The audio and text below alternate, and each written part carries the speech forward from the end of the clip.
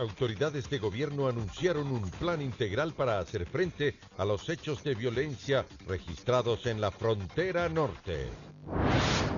Asambleístas del ala correísta presentaron un recurso de protección para evitar que se reestructuren las autoridades del Poder Legislativo. Jubilados exigen el pago de $3.800 millones por concepto del aporte del 40% estatal tras la resolución de la Corte Constitucional. Panavial rechazó la glosa por $111 millones que la Contraloría estableció por la construcción de la ruta Collas. En lo internacional, Estados Unidos impone millonarios aranceles a productos chinos que ingresen al país norteamericano. Además, Congreso peruano debate si acepta la renuncia de Pedro Pablo Kuczynski.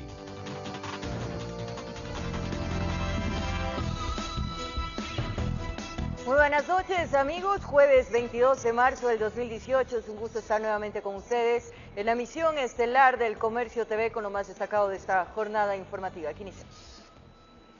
Autoridades de gobierno anunciaron un plan integral para hacer frente a los hechos de violencia registrados en la frontera norte. La seguridad debe ir de la mano con las acciones sociales y de desarrollo para asistir a la población. Saben que los hechos violentos registrados en la zona de San Lorenzo pasan factura a la población civil, el desplazamiento es una realidad y las acciones para asistir a los que huyen de la violencia están en marcha. Nuestras fronteras, nuestras zonas fronterizas tienen que ser fronteras vivas, toda la inversión social. Aseguran que la presencia del Estado a lo largo del cordón fronterizo es permanente.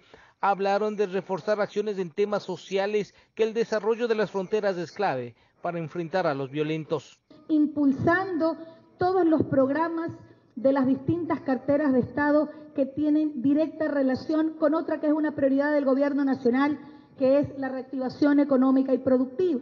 Los representantes de las distintas carteras de Estado que participaron de la reunión de la Mesa de Seguridad coincidieron que lo que se vive en la zona de frontera en el sector de San Lorenzo es consecuencia de la firma de la paz alcanzada entre el gobierno colombiano y las FARC y hay que tomar correctivos urgentes. La problemática está allá, nosotros vimos las consecuencias de esa problemática, los cultivos no están aquí, los grupos armados organizados residuales no están en nuestro territorio. Fueron claros en señalar que los golpes han sido contundentes, que los pasos que utilizan para pasar químicos, armas y droga están controlados, que Fuerzas Armadas no han descuidado un centímetro del cordón fronterizo. Ante eso, la respuesta de las organizaciones que operan al margen de la ley. Son personas que no tienen una casilla postal, que son personas que se mueven en esta situación de fragilidad en la frontera, entre Ecuador, entre Colombia. El estado de excepción que abarca los cantones de San Lorenzo y Eloy Alfaro está a días de culminar. En las próximas horas habrá una decisión sobre su terminación o ampliación. Vamos a pronunciarnos oportunamente, todavía nos quedan algunos días, ya ha habido una evaluación previa, vamos a recomendar en las próximas horas al presidente qué sería lo mejor. Con imágenes de Tito Correa desde la frontera norte, informó Iván Casamen. Y la canciller de la República, María Fernanda Espinosa, confirmó que este fin de semana se desarrollará en Tulcán la reunión de la Combifron para así analizar la situación de la frontera norte tras los ataques. Ecuador exigirá que Colombia cumpla con el plan de vigilancia y control para combatir a estos grupos irregulares. La canciller lo confirma. Este fin de semana se desarrollará la reunión de Combifron entre los gobiernos de Ecuador y Colombia, donde se evaluará la situación de frontera norte tras los últimos enfrentamientos en ese sector. Vemos que esto es absolutamente urgente y necesario, viendo lo que está ocurriendo en nuestra frontera norte. Yo creo que eso es de conocimiento público. Hay un compromiso compartido con Colombia de enfrentar toda forma de violencia y agresión a nuestra población fronteriza. En el gobierno se reconoce que la situación es compleja, pero que se está trabajando intensamente. Se anuncia que Ecuador pedirá respuestas al gobierno colombiano en torno a los compromisos alcanzados en la última reunión bilateral en Pereira. Lo que el Ecuador ha solicitado es que cumplamos los acuerdos a los que ya llegamos en Pereira, donde tuvimos una reunión que se llama de fórmula 3+2, donde están los altos mandos militares y policiales, los ministerios de Interior y Defensa. y poner el acelerador en el cumplimiento de los acuerdos de Pereira. En esta reunión estarán presentes los ministros del sector de seguridad y las cancillerías. Se espera poder avanzar con un plan en conjunto que logre la lucha frontal en contra de estos grupos armados que operan en la frontera común. La decisión política está, la voluntad está, la capacidad y la decisión y el profesionalismo de nuestras Fuerzas Armadas y la Policía Nacional están también de por medio, y yo creo que con un trabajo conjunto lograremos lograr una paz también y la tranquilidad para nuestra población fronteriza. Informó Javier Gallo. Autoridades militares de Colombia informan que el número de disidentes de las FARC se ha duplicado. Estos grupos se sustentarían económicamente por su relación con el narcotráfico. Fuerzas Armadas Revolucionarias de Colombia, FARC, continúa siendo el nombre que abanderan los grupos guerrilleros que no aceptaron el proceso de paz efectuado por el gobierno de Juan Manuel Santos en el año 2016. El grupo insurgente que perduró 52 años en Colombia contaba con 7.000 miembros, pero una pequeña fracción de 500 integrantes se resistió a abandonar la lucha armada y decidió permanecer en regiones selváticas para subsistir. Estos grupos han duplicado su número de reclutas. Según el general colombiano Alberto Mejía, existen 1.200 disidentes en la actualidad.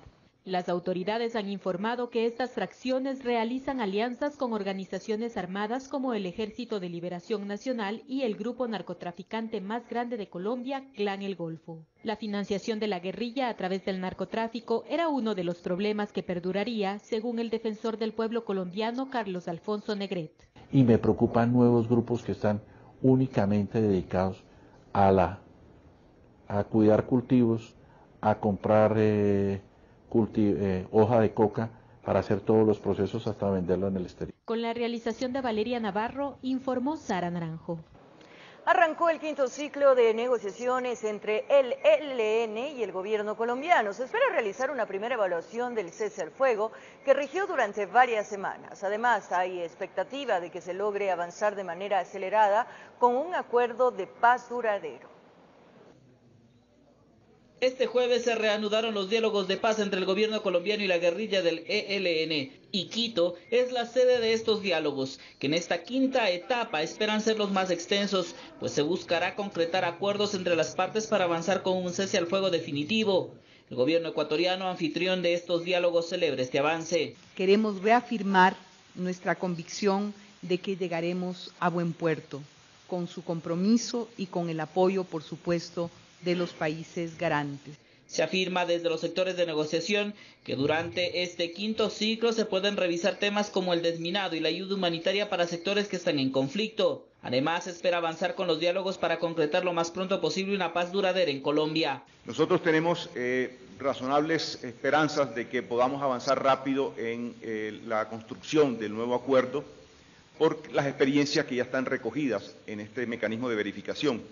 Y lo hacemos bajo el entendido que es muy importante este cese al fuego, no solamente por los alivios humanitarios que ya se experimentaron en el cese anterior, sino también porque es indispensable para seguir avanzando en el desarrollo de la agenda. O sea, vamos a construir un nuevo cese racionalizando y sacando lecciones del anterior. Ese es el método y eso es lo que se dice, que ya están listas las evaluaciones y se van a considerar, y la idea es que ese sea el piso sobre el que se construya el nuevo cese. El compromiso de las partes es ahondar durante esta ronda en las negociaciones para concretar de manera definitiva un acuerdo de paz a corto plazo. Así, el gobierno de Colombia y el ELN se sientan nuevamente en la mesa de negociaciones. Se espera conocer el avance de esta quinta ronda en las próximas semanas. Informó Javier Gallo. Como improcedente catalogó la empresa Panavía la glosa de $111 millones por un supuesto aumento injustificado en la construcción de la ruta Collas, establecida por la Contraloría General contra la exministra de Transporte y Obras Públicas María de los Ángeles Duarte y la constructora.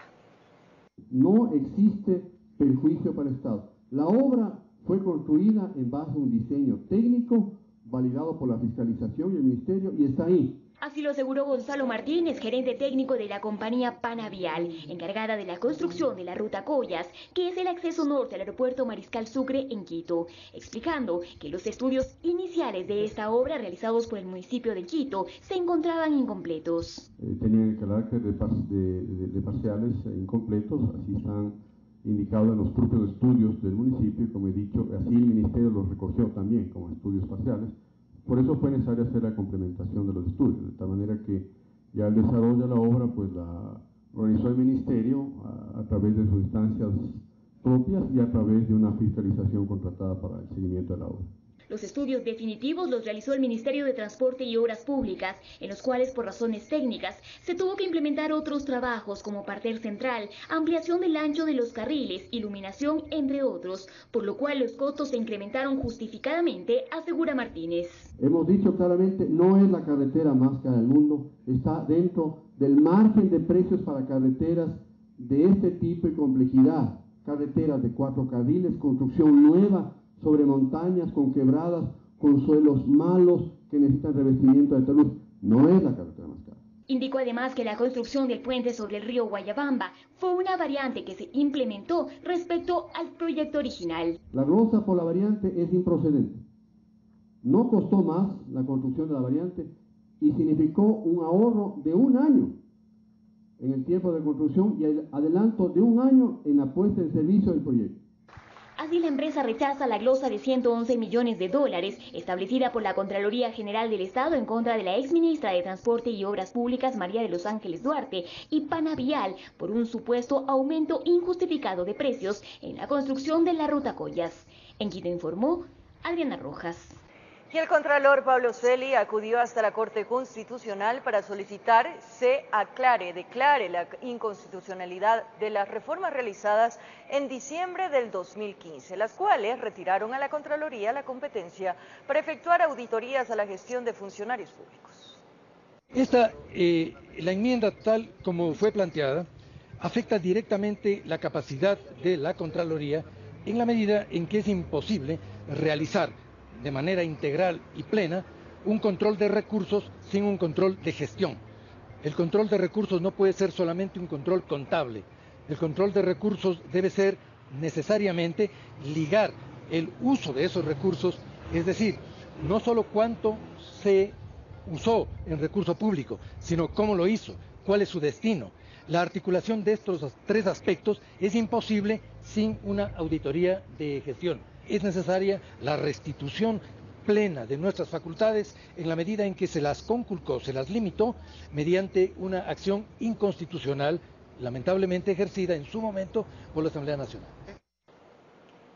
En el Legislativo, la sesión 505 del Pleno de la Legislatura, que proponía la reestructuración de las presidencias y vicepresidencias de las comisiones legislativas, así como del CAL, fue suspendida. Al interior del organismo parlamentario existió desconcierto por la decisión, que según varios asambleístas, denotaría la crisis existente en la Asamblea Nacional. Faltando 17 minutos para que los legisladores ingresen al Pleno de la Asamblea Nacional a la continuación de la sesión 505 que buscaba la reestructuración de la legislatura, la convocatoria fue suspendida mediante correo electrónico por pedido de la presidenta Elizabeth Cabezas. Yo venía a la sesión, cumplido como soy, 4:45, pero ya ustedes me dan la mala noticia porque yo pensé que ahora se evacuaba este tema. En los corredores del legislativo varios fueron los pronunciamientos que aseguraban que a falta de votos favorables de Alianza País para ocupar candidaturas a presidencias y vicepresidencias, en la asamblea se corre una suerte de negociaciones y repartos. Si no hay los votos, parece que lo que se busca es otra cosa. Reparto. No hay los votos, entonces tienen que cancelar hasta conseguir los votos o darles lo que están pidiendo ciertos personajes de diferentes partidos políticos. El asambleísta Raúl Tello indicó que de existir estos acuerdos, él no forma parte de ninguno de ellos. Incluso señaló no conocer de manera formal que creo quería proponer su nombre. Siendo el proponente de la reestructuración, nosotros no vamos a estar de acuerdo si es que esa propuesta no considera criterios de equidad para corregir precisamente lo que estuvo mal el 14 de mayo del 2017. De su parte, Jorge Yunda aseguró que junto a 4 asambleístas pensaban abstenerse de la votación para la reestructuración de las comisiones y del CAL. Hubiese sido la abstención porque no queda claro, nos guste o no nos guste, la Constitución es clara en donde se eligen las comisiones, se eligen las autoridades de la Asamblea para 2 años. Daniel Mendoza, en cambio, aspira que este momento pueda ayudar a decidir mejor la reestructuración del legislativo. En este momento lo que tiene que primar es el compromiso con el país. El diálogo debe mantenerse, debemos continuar conversando con las diferentes bancadas. Ahora eso debe verse reflejado en un nuevo momento para la Asamblea Nacional, donde haya unas nuevas caras, donde haya una estrategia, donde haya una agenda fiscalizadora, una agenda legislativa. Este es el panorama que se vivió este jueves 22 de marzo en la Asamblea Nacional. Según los legisladores, la indignación e incertidumbre se han apoderado del órgano legislativo, informó Javier Rosero. Demanda de inconstitucionalidad a la Ley de Justicia Laboral aceptada por la Corte Constitucional de ninguna forma determinaría que el gobierno nacional deje de pagar alrededor de 3.800 millones de dólares por concepto del aporte obligatorio del 40% que fue suspendido. Jubilados y trabajadores no descartan el inicio de nuevas acciones legales. Los jubilados no pierden la esperanza de que el gobierno nacional cancele cerca de 3.800 millones de dólares por concepto del aporte obligatorio del 40% para la jubilación, que no se pagó durante 3 años por la vigencia de la Ley de Justicia Laboral, y que este miércoles la Corte Constitucional dio paso a una demanda de inconstitucionalidad a la ley, restituyendo ese aporte del régimen. La pregunta es si el dictamen de la Corte es retroactivo o no. Henry Llanes, en representación de los jubilados, tiene un argumento legal. El criterio fundamental es de que con esta inconstitucionalidad que se pronuncia la Corte, significa que el artículo 237 no fue interrumpido. No fue interrumpido por ninguna reforma, por lo tanto está vigente desde el año 2001 hasta la actualidad. Llanes aclara que la Corte Constitucional no está facultada para interpretar si existe retroactividad o no. Y el Estado tiene que aportar con el 40% para la pensión jubilar y el IES el 60%. Así que no puede hacer una interpretación de la norma porque ese no es el papel de la Corte. Similar panorama tienen los trabajadores, quienes creen tener derecho a la retroactividad en el tope que se puso a las utilidades, bajándose del 15% al 10%. Con esto se podrían tomar nuevas acciones legales. Eso ya va a depender de lo que quiera cada uno de los sectores que son perjudicados. Pueden tomar decisiones individuales dentro de todo ese proceso. Hay que también presentar ya con este antecedente una demanda de inconstitucionalidad a la reforma a la ley de hidrocarburos que impulsó Correa de manera arbitraria en el año 2010, en donde inconstitucionalmente conculcó el derecho a las utilidades de los trabajadores de las empresas petroleras privadas, de que los trabajadores solo reciban el 3% del 15%, ¿no? Y el 12% se llevó él, ¿no? El ministro del Trabajo, Raúl Ledesma, tiene su propia interpretación. No ha sido retroactivo la decisión. Esos valores que ya han sido, digamos, entregados al IES han servido y servirán para sostener el Fondo de Solidaridad Social del IES. Es decir, que no se van a devolver los excedentes a los trabajadores. No tiene efecto retroactivo esta sentencia de acuerdo a lo señalado por la Corte. Jubilados y trabajadores están a la espera de la publicación del pronunciamiento de la Corte Constitucional en el registro oficial para ver qué camino tomarán, informó Héctor Romero. El Consejo de Participación Transitorio pide apoyo para la gestión que efectúa. Su titular, Julio César Trujillo, advierte que cuando inicie el proceso de evaluación se registrarán protestas, reclamos y acusaciones en su contra. En Comisión General, los primeros en ser recibidos por el Pleno del Consejo de Participación Ciudadana y Control Social Transitorio fueron quienes integran la Comisión Nacional Anticorrupción. Ellos, entre otros temas, expusieron su preocupación en lo concerniente a justicia. Que tienen relación con el Consejo de la Judicatura, en donde estamos develando esa morbosa estructura para efectos de manipular los dictámenes de los jueces, de los fiscales y los nombramientos de ellos. Pusieron en manos del Consejo Transitorio un documento de 900 páginas, audios, certificados y actas que pueden servir como aporte para la evaluación del Consejo de la Judicatura. Piden la cabeza de su titular. Y tenemos experiencia, pues no venimos a hablar de lo que nos han contado. Vivimos durante 2 años y medio la persecución con 6 acciones, tanto penales como civiles. Más tarde llegaron representantes del Frente Unitario de Trabajadores FUT, con similares denuncias. Nosotros creemos desde los trabajadores que el tema del Consejo de la Judicatura debe ser el primero evaluado, porque él es el responsable de que durante 10 años ha campeado la impunidad y la corrupción en nuestro país. El segundo elemento es el tema de la Fiscalía y el tercero el Consejo Nacional Electoral. El asambleísta de Creo, Esteban Bernal, tampoco llegó con las manos vacías. Entregó documentación sobre el pedido de juicio político a Gustavo Yalc, que no le dieron paso en la Asamblea Nacional. Para presentarle al doctor Trujillo toda la información y un expediente completo del juicio en el cual existen más o menos 30 pruebas fehacientes y flagrantes sobre la actitud de tráfico de influencias y de incumplimiento de funciones que presuntamente tuvo el Consejo de la Judicatura durante su periodo. Julio César Trujillo, presidente del Consejo Transitorio, pidió que no les dejen solos, porque el trabajo no es fácil. Esperamos contar con la colaboración de ustedes en los días que vienen. El momento en que comencemos las evaluaciones, vendrán las protestas, vendrán los reclamos, vendrán las acusaciones.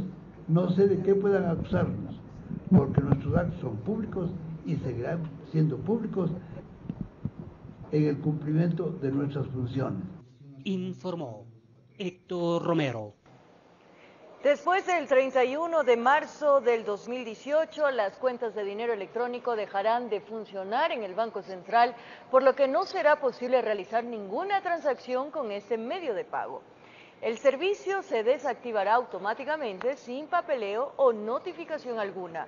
El Banco Central del Ecuador recuerda a los ciudadanos que aún tienen sus recursos en dinero electrónico que hasta dicha fecha deberán dejar en cero sus cuentas. Si desea mayor información puede comunicarse al 1-700-153-153. Y con esta información nos vamos a nuestra primera pausa, amigos, y al volver en el Comercio TV recorremos el país. En Guayaquil desarticulan una presunta red delictiva y decomisan 224 kilos de droga. Y en el Carchi, trabajos de inteligencia permitieron el hallazgo de 500 kilos de material explosivo. Ya regresamos en TVC. Estamos de vuelta, amigos, en el Comercio TV. Como lo anunciamos, desarticulan una presunta red delictiva y decomisan 224 kilos de droga durante un operativo antinarcótico llevado a cabo en la ciudad de Guayaquil. El alcaloide fue hallado en vehículos. Policía Antinarcóticos daba detalles de los últimos operativos ejecutados en Guayaquil. El primero, un vehículo pesado que transportaba más de 220 kilos de alcaloide. Es a lo que se referían en rueda de prensa. Detectado primeramente a una ramificación de una organización dedicada al transporte y al acopio del alcaloide clorhidrato de cocaína en el sector de Guayaquil, específicamente por el terminal Pascuales, para posterior contaminar los contenedores. De eso, una organización delictiva fue desarticulada. En el vehículo camuflaban los estupefacientes. De ahí que creen que la mercadería tenía una ruta hacia el extranjero. La cantidad incautada son 224 kilos de clorhidrato de cocaína. Hay 3 detenidos, hay 2 vehículos incautados. Indudablemente la ruta era Estados Unidos y Europa. También se refirieron a los últimos golpes en torno al microtráfico que se da en Guayaquil. Hemos tenido en 2 días apenas 5 detenidos en diferentes distritos de aquí, Pascuales, 9 de octubre, Sur, y producto de aquello no es que nos derribamos solamente al tráfico internacional, sino al tráfico interno. Informó Julio César Saona. Trabajos de inteligencia de la Policía Nacional en la provincia del Carchi permitieron el hallazgo de 500 kilos de anfol, material explosivo industrial que al ser detonado podía causar daños serios.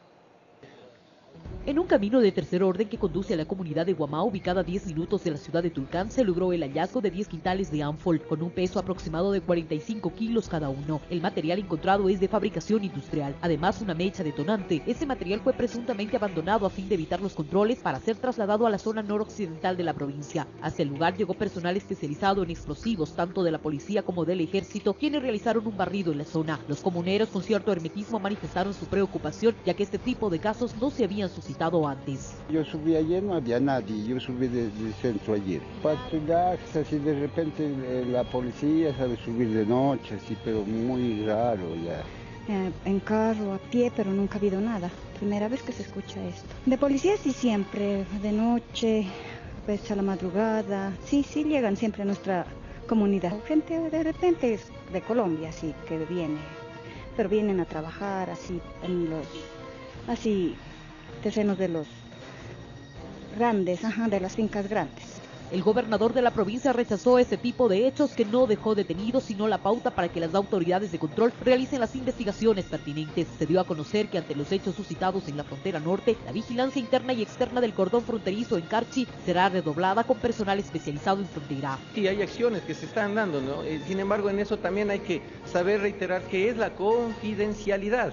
Hay muchas actividades que entre comandantes de los diferentes países está trabajando en toda la línea de frontera para garantizar la seguridad de la ciudadanía. Para uno de los asambleístas de la provincia, la falta de coordinación con las autoridades colombianas, la falta de fuentes de empleo y la situación crítica comercial que vive Carchi implica que este tipo de situaciones se den en estos lados de la frontera. Nosotros no podemos militarizar la frontera, primero porque es amplia y no tendríamos todos los militares ni los policías para cuidar eso, pero sí se puede articular políticas públicas de incentivo al trabajo que se necesita. Mire, la gente es presa fácil del contrabando, de la drogadicción, de tantos asuntos ilegales, precisamente por esa desesperación de no llevar el pan a su casa, precisamente porque no hay una política económica de desarrollo aquí en las fronteras. Desde la provincia del Carchi informa Miriam Enríquez. Mientras que en Catamayo, provincia de Loja, se realizó un operativo con el fin de recoger evidencia en el presunto delito de captación de dinero. Entre lo decomisado está $23.000. Varios allanamientos simultáneos se dieron en varios locales comerciales y domicilios en Catamayo. El fiscal Luis Silva, acompañado del GOE, Policía Nacional y Judicial, intervinieron para recabar evidencias que serán consideradas dentro de las investigaciones que la Fiscalía realiza en torno al caso del presunto delito de captación de dinero.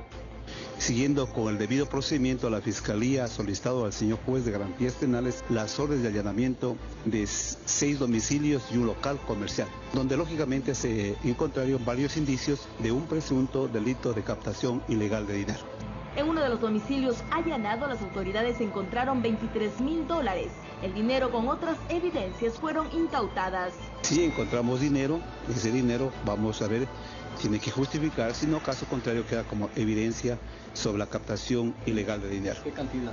Aproximadamente encontramos como $23.180. En uno de los locales allanados. La intervención duró 3 horas y media. En este operativo no existió personas detenidas. Que eviten cualquier riesgo, cualquier consulta, vengan a la Fiscalía General del Estado en el Cantón Catamayo para consultar. En Catamayo, provincia de Loja, informó Marcela Constante Brito. En otro ámbito, capturan a un sujeto acusado de participar en un asesinato. El individuo fue aprehendido esta madrugada en el suburbio de Guayaquil. Un operativo ejecutado por la Unidad de Muertes Violentas permitió la detención de alias Coca-Cola, quien era buscado por la Policía Nacional tras estar aparentemente involucrado en un asesinato. Quien tiene una boleta constitucional de detención. La orden de allanamiento fue emitida por el doctor Aquiles Dávila Gómez, juez de la Unidad de Garantías Penales de la Nueva Borja. Existen elementos suficientes de que él es el causante del asesinato de un ciudadano en el sector de Sauce. El crimen ocurrió en el año 2017 en el sector de los Sauces, en el norte de la urbe. El supuesto infractor de la ley permanecía oculto en una vivienda ubicada en las calles 36 y Brasil, en el suroeste de la ciudad. Era un inmueble, una casa mixta rentera, estaba en uno de los departamentos de la planta baja. Fuimos con un equipo táctico y la diligencia fue rápida. La Policía Nacional ofrecerá más información sobre el caso en las próximas horas. Informó Jorge Salazar. Por otro lado, la Fiscalía del Guayas inició de oficio una indagación previa sobre un presunto acoso sexual a un menor de edad en un centro comercial en Guayaquil y que fue denunciado por una de sus clientas. La administración del lugar informó que colaborarán en la investigación. Apenas llegó la denuncia a los ojos de la Fiscalía del Guayas, la agente de la Unidad de Delitos Sexuales, Miriam Neira, se entrevistó con los ejecutivos del centro comercial. El inicio de una investigación previa por un presunto delito de agresión sexual cometido en contra de la integridad sexual de un niño. Vamos a prestar toda la colaboración. No existen antecedentes de una situación así. El centro comercial tiene más de 15 años en la comunidad al servicio de la ciudad de Guayaquil. Según la denuncia formulada por la cliente en su cuenta de Facebook, terminaba de almorzar en la plaza de comidas el viernes anterior, cuando un niño de 12 años le pidió comida, dijo, porque se moría de hambre. Finalmente decidió ordenar pollo brostizado y ya en la fila. Cuando un calvo de seguridad se acerca y le dice, allá hay un señor que te quiere dar un plato de comida, anda. El chico fue, yo lo seguía con la mirada. El señor era el jefe de seguridad de los guardias, un tipo con una camiseta gris. Veo que el niño le hace un gesto de ¿estás loco? Con la mano y viene hacia mí frustrado, burlado y consternado. ¿Sabe lo que me dijo este tipo? Me dijo que él me puede dar comida, pero que yo me deje tocar y hacer cosas por él. Nunca voy a dejar que me toque mis partes íntimas. Está loco. Por lo general son utilizados por adultos, porque realmente si vienen al centro comercial de 8 a 10 niños, y ya tienen una manera de proceder. Me da mucha pena decir esto, pero muchas veces ellos son violentos. Ellos son violentos con el personal que trabaja en el centro comercial. También tenemos quejas de otros clientes a quienes les molesta y a quienes también han sido víctimas de hurtos. Pero todo lo que habría sucedido será cotejado con las cámaras de seguridad. Ustedes deben entender que por tratarse de un delito reservado, pues, la Fiscalía no puede dar mayor información. Sin embargo, la Fiscalía General del Estado hace un llamado a la ciudadanía en general para que acudan a denunciar este tipo de hechos. La mujer que denunció el hecho prefirió no conceder entrevistas. En una nueva publicación agradeció la intervención de la gerencia que ahora, en conjunto con las autoridades, deberán determinar si allí hubo acoso sexual o un manojo de niños y adolescentes acechados por adultos con otras pretensiones, informó Jorge Escobar.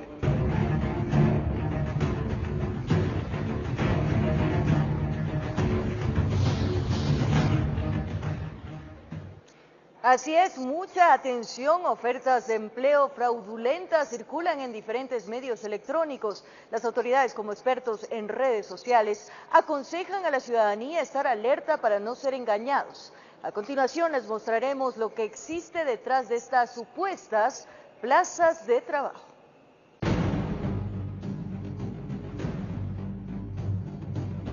A esta señora la llamaremos Marta y su historia está inmersa en uno de los tantos casos de desempleo que se viven en el país. Yo justamente estaba viendo por las redes sociales y buscando trabajo. Y así lo hizo, aplicó a una oferta laboral que la encontró en la red social Facebook. En la misma se requería una recepcionista. Me llevo la sorpresa que no es así, me proponen para fotos desnuda o ser dama de compañía. El perfil de donde se desprende esta publicación es de una mujer que participa en los grupos de Facebook Trabajos en Quito y Busco Trabajos Quito, Ecuador, misma que ofrece ganar dinero a cambio de videos, fotos y sexo. Aprovechándose de la necesidad de todas las personas que estamos sin trabajo, necesitadas, y muchas personas caen en eso. Efectivamente, tomando ventaja de esta situación de vulnerabilidad, llegan incluso a convencer que los pagos serán en efectivo, de manera semanal, quincenal o mensual, a través de un depósito bancario. Lo primero que debemos hacer es tener en cuenta que toda oferta que suena muy buena, hay algo detrás de eso. En la oferta expuesta a Marta, ella debía entregarle su número de celular, ubicación referencial, el horario en el que podría estar disponible, enviarles una fotografía, decidir qué forma de pago aceptaba y, por supuesto, estar decidida a ganar dinero. Como no podía ser de otra manera, Marta no aceptó. Ha hecho lo correcto. Primero, preguntar sobre qué se trata el trabajo. Segundo, si identifica este tipo de casos, lo ideal es no vincularse, porque la dama de compañía puede ser el enganche para después involucrarse en una red de prostitución. Solo de enero a junio de 2017, según datos de la Policía Nacional, se rescataron a 47 víctimas de trata y se detuvieron a 32 personas por este delito.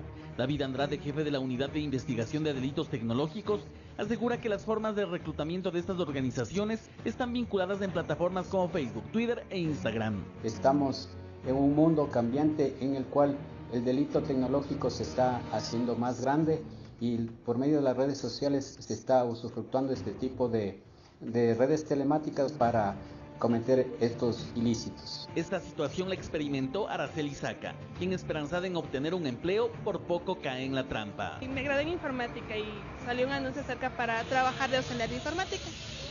Yo escribí eso y me salieron después a que me llamaron a entrevistar. Araceli nos comenta que ella tenía un mal presentimiento de esta situación, por lo tanto tomó precauciones. Según yo iba a una entrevista, pero luego la persona a donde me citó, no era el lugar. Entonces yo no fui. Cristian Espinosa, profesional en manejo y uso responsable de redes sociales, manifiesta que antes de acudir a una entrevista laboral de la cual no se tenga mayor información, es necesario hacer una verificación mínima de datos. Pedir números relacionados, llamar, ver cuál es la dirección exacta, porque normalmente uno podría llegar y encontrarse con algún otro tipo de sorpresas. No ha habido casos inclusive hasta de violación. Las autoridades aseguran que la mejor forma de prevenir estos delitos cibernéticos que involucra trata, pornografía infantil, así como explotación laboral y sexual, es saber denunciar estos hechos, a la vez de estar siempre informados de cómo operan estas organizaciones delictivas. Esto con el objetivo de no figurar como sujetos vulnerables para estas organizaciones criminales. Informó Javier Rosero. Y propietarios de algunas gasolineras piden que se revise el margen de utilidad en la distribución de combustible en el país. Ellos realizaron un plantón en los bajos de la Gobernación del Guayas. El principal planteamiento de los distribuidores de combustibles es que se revise el margen de utilidad, que según indican no se lo ha realizado durante 15 años. El incremento que necesitamos que se nos reconozca del 13 al 18, como era antes, que no se sube el combustible, no, de ninguna manera, que se entienda bien, nosotros los distribuidores no estamos pidiendo que se suba el combustible, lo que queremos es que se revise el margen de utilidad con los intermediarios, que son las comercializadoras, de ahí sale y sobra. Ellos realizaron un plantón en los bajos de la Gobernación del Guayas y fueron recibidos por un representante de la autoridad provincial. Una estación de servicio que vende 10.000 galones a la semana tiene una utilidad neta de $800.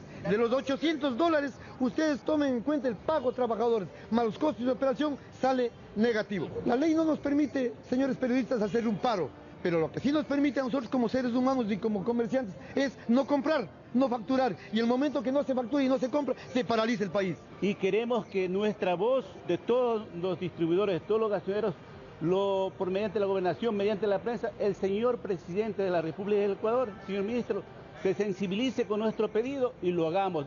El gobernador indicó que están abiertos al diálogo. Yo lo puedo escuchar tranquilamente, con todo gusto, si es necesario, sentarlo con el señor presidente. Si no, para eso estamos nosotros, para destrabar todos los problemas, tanto en territorio, a nivel del Ejecutivo, y poder darle una solución. Si ya no se encontrase dicha solución, obviamente ya está en manos del señor presidente. Informó Roselena Vázquez. Cambiamos de tema. El presidente de la República, Lenín Moreno, recibió un grupo de mujeres amazónicas que exigen al régimen el cese de la actividad petrolera y minera en sus territorios. Desde la mañana del jueves 22 de marzo, ambientalistas, dirigentes indígenas, comuneros y activistas realizaron una protesta en los exteriores del Palacio de Carondelet para reiterar al gobierno su rechazo a la actividad minera y petrolera. La Constitución nos ampara, los tratados internacionales nos amparan, que los pueblos y nacionales tenemos que tener vida digna. Los manifestantes denuncian que las concesiones mineras, que abarcarían más de 2.500.000 hectáreas, estarían en zonas protegidas. Y además, existiría la falta del cumplimiento a la consulta previa estipulada en el mandato minero. Hay comunidades que están siendo concesionadas con casas comunales, con su capilla, con toda su infraestructura. Para estos defensores de la naturaleza, la actividad minera debe ser cesada, pues violaría los derechos de los pueblos indígenas. Es demasiado contaminación, no tenemos el mercado en la Amazonía, están terminando nuestro mercado y así no podemos vivir. No hay minería responsable. Si queremos meterle la minería en el Ecuador, significa sacrificar la vida, el agua, los territorios, la biodiversidad. En esta ocasión, la manifestación respaldó a un grupo de mujeres amazónicas que fue recibida por el presidente Lenín Moreno. Las dirigentes expusieron la realidad que viven en sus territorios debido al extractivismo. Y ha habido demasiada contaminación, demasiada persecución, demasiado asesinato a causa de eso, violaciones sexuales, también a los derechos humanos, a toda la familia de la Amazonía. El mandatario escuchó las propuestas durante 1 hora y media y recibió un mandato de 21 puntos que dijo será analizado, y además adelantó que se investigarán supuestas violaciones a los derechos humanos. Tenga la certeza, eso sí, de que todos los reclamos serán escuchados. Informó Carolina Basante. Alrededor de 30.000 personas protagonizaron la caminata de fe en homenaje a la Virgen de Agua Santa de Baños, por lo que se programó el cierre de la circulación vehicular. La medida entrará en vigencia desde el viernes 23 a partir de las 17 horas hasta las 8 horas del sábado 24. Tomar precaución. La vía Ambato-Baños se cerrará desde las 17 horas 5 de la tarde de este viernes 23 hasta las 8 de la mañana del 24. Es la ruta que caminarán, se estima, entre 30.000 personas en la llamada Caminata de la Fe, en homenaje a la Virgen de Agua Santa de Baños, a pocas horas del inicio de Semana Santa, como informó el alcalde de Baños, Marlon Guevara. Y queremos hacer el mejor de los esfuerzos para poder mitigar los malestares que ocasiona el cierre de una vía. Agregó el burgomaestre que la restricción al tránsito vehicular será casi total, salvo muy puntuales excepciones. Vamos a tener salvoconductos para las unidades especiales como para las autoridades de las diferentes provincias. En Pastaza se elaboró un plan de contingencia para afrontar el cierre que tendrá esta importante vía que comunica al centro de la Amazonía con el resto del país. Policía de Tránsito de Tungurahua, quienes nos han pedido que por favor también les colaboremos y les ayudemos a parar el tráfico vehicular en el sentido Puyo-Baños. Hay rutas alternas para quienes tengan urgencia de movilizarse hacia otras provincias, como señaló el director provincial de la Agencia de Tránsito, Andrés Guijarro. La ruta alterna dentro origen-destino a la ciudad de Quito se lo puede realizar por el sector de Baeza con el fin de poder evacuar la gran movilidad de la ciudadanía. Se prevé que el bloqueo programado se extendería por alrededor de 15 horas y para ello se pidió la comprensión de la ciudadanía. Desde la provincia de Pastaza informó Carmita Argó. Es momento de despedirnos, amigos. Les recordamos que nos pueden seguir a través de nuestra página web www.tvc.com.es y también a través de las redes sociales. En Twitter, @tvc.com.es. Pueden enviarnos sus mensajes. Muchas gracias por la compañía, el cariño y la sintonía. Un abrazo grande.